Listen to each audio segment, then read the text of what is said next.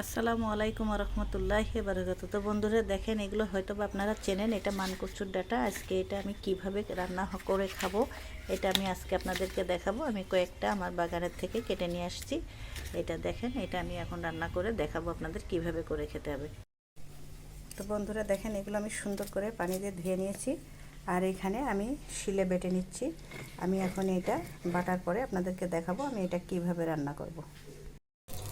তো বন্ধুরা দেখেন, এখানে আমি আদা বাটা, রসুন বাটা, জিরে বাটা, একটু সরিষা বাটা, পেঁয়াজ বাটা আর শুকনো ঝালের গুঁড়ো নিয়েছি, একটু জিরের গুঁড়োও দিয়েছি, স্বাদ মতো লবণ আর হলুদ দিয়েছি। এটা এখন আমি ভুনা করব। আর এদিকে দেখেন, আমি সেই কচুটা বেটে নিয়েছি, বেটে পানি চিপড়ায় ফেলেছি, ঝাঁপির পরে দিয়ে এতটুকু হয়েছে। তো এটা এখন আমি এই মশলা দিয়ে ওটাকে আমি এখন একটা নাড়াচাড়া করব। দেখেন, এর মশলাটাকে কষাই নেব, নিয়ে আমি কচু বাটাটা ওর ভিতরে দেব। তো দেখতে থাকুন আমি কিভাবে এটা করি, আপনাদেরকে দেখাবো। আর দেখেন, মশলাটা আমার যখন তেল ছেড়ে দেবে তখন আমি ওটা এর ভিতরে দিয়ে নাড়াচাড়া করব। তো আমার সাথেই থাকুন। তো বন্ধুরা দেখেন, আমার এটা তেল ছেড়ে দিয়েছে। এখন আমি কচু বাটাটা এর ভিতরে দিয়ে দেব, দিয়ে আমি এখন কচুটা নাড়তে থাকবো। আর এভাবে মশলার সাথে কষাই নেব, নিয়ে আমি নাড়তে থাকবো। তো আপনাদেরকে আবার পরবর্তীতে আমার দেখবো। তবে বন্ধুরা একটা জিনিস, এটা ছিলার সময়, বাটার সময় খুবই সাবধান।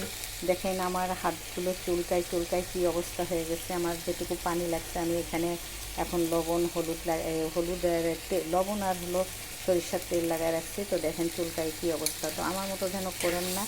আমার মনে হয় আগে একটা আমি হাতে গ্লোভস পরে নিলে ভালো হতো। এটা বাটতে যেয়ে আমার খুব কষ্ট হয়েছে এবং আমার খুব চুলকাচ্ছে, এখন হাত পাগুলো চুলকায় চুলকায় ফুলে যাচ্ছে। তো বন্ধুরা আমার সাথে থাকুন, দেখতে থাকুন। আমি কচুটা এর ভিতরে দিয়ে সুন্দর করে মশলাটাকে কষাই নিয়েছি, নিয়ে আমি কচুটা এখন এর ভিতরে ঢেলে দিচ্ছি। দিয়ে আমি দেখেন, এটা কিন্তু একটা বলতে পারেন আপনারা ঘ্যাটকোল চেনেন কি না। যদি ঘ্যাটকোল চিনে থাকেন তো ঘ্যাটকোলের থেকে কিন্তু স্বাদ এই মানকচুর ডাঁটা ভুনা।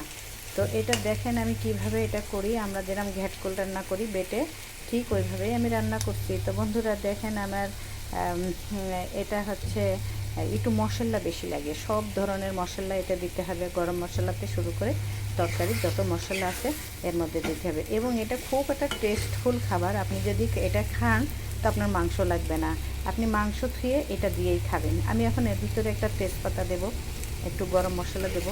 তো আপনাদের একে একে সব দেখাবো। তো বন্ধুরা আমার সাথেই থাকুন। তো বন্ধুরা, মানকচুর ডাঁটা এই যে দেখেন, আমি এইভাবে একদম ভাজা ভাজা করে ফেলেছি। এ দিয়ে ভাত মাখায় খেতে যে এত টেস্ট, আপনাদেরকে কি বলবো, খুব টেস্টফুল একটা খাবার। আপনারা এইভাবে করে খেয়ে দেখবেন। তবে সাবধান, হাত যেন না চুলকায়, সেইভাবে সুন্দরভাবে আপনারা পলিথিনের হ্যান্ড গ্লাভস হোক, এমনি হ্যান্ড গ্লাভস হোক, পরে এটা বাটবেন। আমি আজকে এটা বেটেছি এবং এইভাবে আমি আজকে মশলা দিয়ে একদম শুকনো শুকনো ভুনা করেছি। এতে ভাত খেতে খুবই মজা। আপনারা একটু ট্রাই করে এটা খেয়ে দেখবেন। মাংসর থেকে আপনার এইটা বেশি টেস্ট লাগবে, যে আমি মাংস খাবো না, আমি এইটাই খাবো। তো বন্ধুরা, যদি ভালো লেগে থাকে তো লাইক শেয়ার কমেন্ট করে দিন। আর আমার ইউটিউবে একটা চ্যানেল আছে, বেবি কুং কিডস, সেখানে আপনার মজা মজা রান্না ছাড়ি, ওখানেও দেখবেন। তো আসসালামু আলাইকুম রহমতুল্লাহি ওয়া বারাকাতুহু।